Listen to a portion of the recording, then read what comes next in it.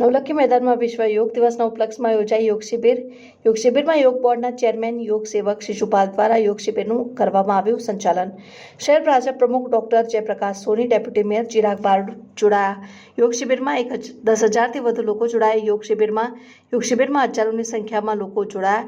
યોગના વિવિધ આસનો દ્વારા યોગના મહત્વ વિશે લોકોને કરાયા અવગત। योग शरीर माटे, मन माटे और आत्मा माटे बहुत जरूरी है। And I am the Hindi talk with. योग का महत्व बहुत ज़्यादा है। अगर आप अपने मन और शरीर को एक करना चाहते तो योग करना पड़ेगा। और आज के ज़माने की जो दिनचर्या है और जो हमारी जीवन शैली है उसमें अगर आपने योग को शामिल नहीं किया तो आप रोगों से ग्रस्त रहेंगे। और योग को शामिल किया तो मन आनंदित रहेगा, आत्मा आनंदित रहेगी और आप सदैव उन रोगों से मुक्त रहेंगे और जीवन को अच्छे से जी सकेंगे। तो योग की महत्वता बहुत है और आपको उसका आनंद लेना चाहिए। एक बार आप उसे अपने जीवन में लें, आप मानेंगे कि आपके जो पैसे हैं उसको आनंद के लिए यूज़ करेंगे, ना कि दवाइयों के लिए। क्या चाहते हो आप? योग कितने टाइम करना चाहिए? कितने मिनट?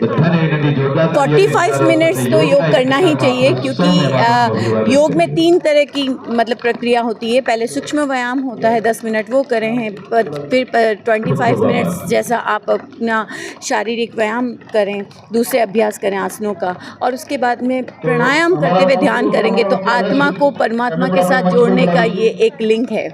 बहुत ही सिंपल तरीके से वो कहते हैं ना, आत्मा को परमात्मा से जोड़ने के लिए क्या करना चाहिए, तो योग से सरल कोई चीज़ नहीं है। तो आप सभी से निवेदन है, बड़ौदा और गुजरात के सभी निवासियों से मेरी निवेदन है कि आप जरूर योग करें, हर दिन योग करें और फिर मौज करें।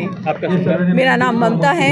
जीवन मकसद से विकास અને યોગ અમને વિકાસ સાથે જોડે છે અને લોકો એવું માને છે કે માત્ર ધન અને પદ વિકાસ છે, પણ પૂર્ણ વિકાસ, પૂર્ણ સફળતા પ્રાપ્ત કરવી હોય તો સ્વાસ્થ્યના સાથે આર્થિક સંપન્નતા, પારિવારિક પ્રસન્નતા, સમાજમાં પ્રતિષ્ઠા અને ગુરુ અને ભગવાનમાં નિષ્ઠા હોવી જોઈએ અને એ બધા ગુણો પેદા કરે છે યોગ।